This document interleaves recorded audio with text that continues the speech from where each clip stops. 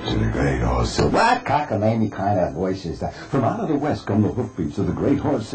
Hey, you don't do it that way. You'd say, from out of the west come the hoofbeats of the great horse Silver.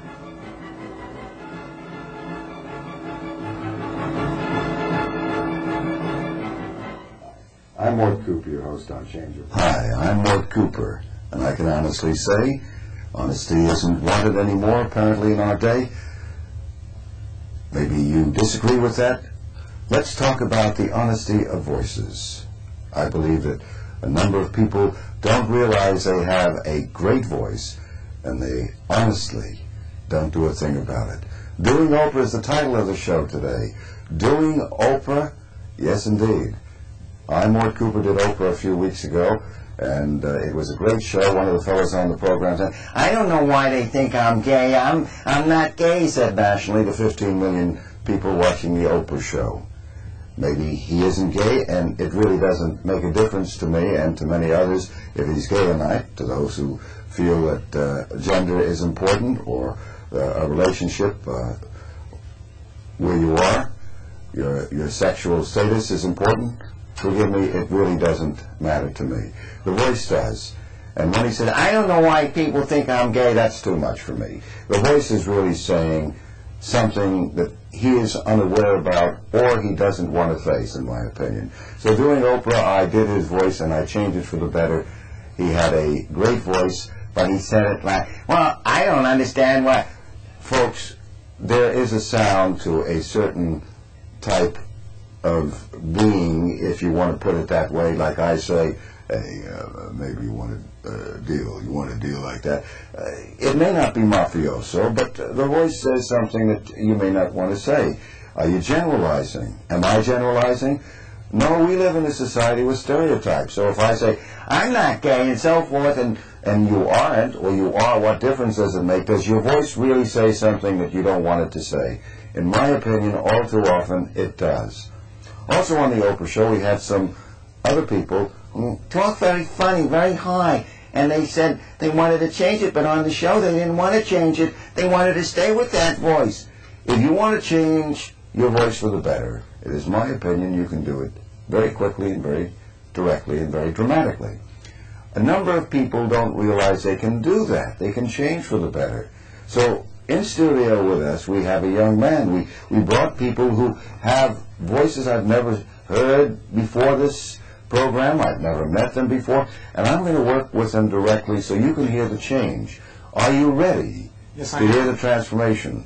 Are you ready, sir? Yes, I am. Are you galloping forward to let people know that you have this other voice? What is your first name, sir? Brian. What do you do, Brian? I'm unemployed right now. You're like a lot of other people. Definitely. 9.6 in California, unemployed? More than that, I would say. More than that? Yeah. So you don't believe the stats are right? They say it's 9.6. But I think there's a lot more people unemployed than they have. Yeah, I think you're right. But it's the other thing, too. Folks, it's like your voices. A lot of people say their voices are all right. They're going to buy their voices. There's nothing they can do about it. Or, well, who cares about a voice? Do you care about the way you appear? Do you care about the way you shake hands? Do you have a dead fish handshake? And if you do, is it telling you something? Maybe you like a dead fish handshake. Brian, do you like a dead fish handshake? Not at all. Do you like a dead fish voice? No way. Have you ever done anything about your voice before today? Not that I can think of, no. Do you like a voice when 007 says, Bond 007? Definitely. You like it? Yes. Do you like Patrick Stewart, who plays Captain Picard? I feel we have to do something about this immediately. He's all right, yes. He's all right? Mm-hmm. How would you say, I am not a UFO? I would say I am not a UFO. And you're not an extraterrestrial? I hope not. No, I want you to say no like you mean no. No. Say it like this. No. No. Say right the same way. Right. Tell me your first name with that voice, Brian. Brian. Say it louder. Brian. Good. Count 1 to 5 with that voice. 1, 2, 3, 4, 5. Now lighten up, mellow out a little, say, hi, my name is, and my name is Mort Cooper. So you say, my name is, say it the same way in the lower pitch. Hi, my name is Brian. And how do you normally say it, Brian? Hi, my name is Brian. Do you feel the difference? Yes, I do. Do you like the different voice? Yes, I do. I feel more authoritative. Say it, I feel more authoritative with the lower pitched voice. Say it again. I feel more authoritative. Now you're stomping down on that voice right now to get it right. It's not that easy for you to just use it down here, right? No, it's making me work a little harder. Right. I want you to say the rain in Spain is mainly on the plane with that lower pitched voice. The rain in Spain is mainly in the plane. Okay, I want you to turn around and look at me this way and say the rain in Spain is mainly on the plane. The rain in Spain is mainly in the plane. Now hum it.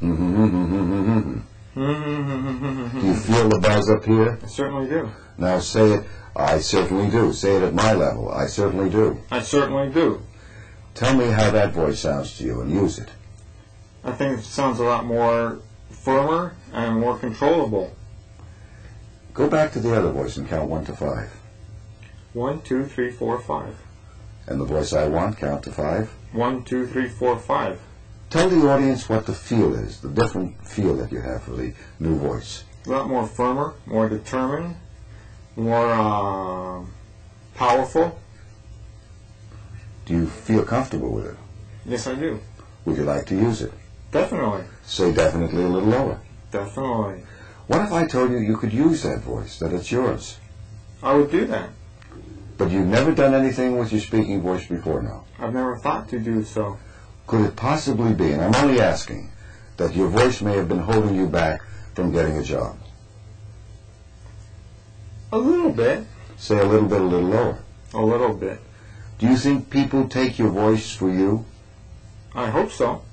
What if you use the other voice that sounds kind of kid-like? Sounds very young. I would think they'd treat me like a kid. Now use that voice and say in the lower range, this is an adult voice. This is an adult voice. Do you think people will respond to you differently with this lower, fuller voice? They better. Really? Yep. Why?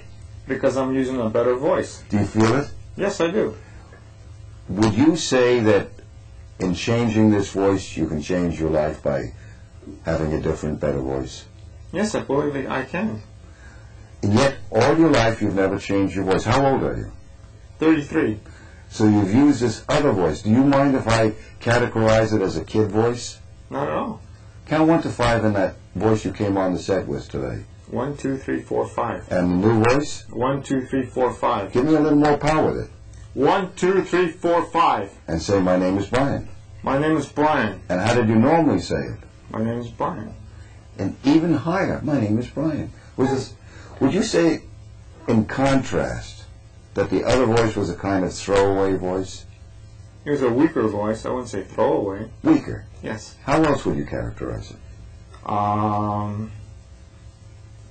Difficult to describe. I don't know. With the other voice, the one you came on with that you've always used, Right. do you feel it got you heard, liked, and listened to? Depends on the person. Generally. Would it be a voice that people would want to tune into and say that, hey, I like to listen to Brian? No. Would you say that the old voice, the other voice, when you said hello, said goodbye? Yes, it did. Now I want you to say, this is my new voice. This is my new voice. Give me some power to it. This is my new voice. I like this voice. I like this voice. I'm going to use this voice. I'm going to use this voice. I am telling you, ladies and gentlemen, you have the chance for a better voice, and I want you to take that invitation and think about getting a better, more effective voice. Your voice should be around the lips and nose. You feel that mass resonance when you're doing that? Yes, I do. Before, did you feel it up here, or did you feel it around here? Was it just partial up there, around your nose? Just partial, yes. Right. Now you feel it around your lips and nose. Yes, I do. That is the voice that comes from placing sound in the mask around the lips and nose where all good and great voices come from. That's what you want to use. I want you to take your finger, put it at the bottom of your breast.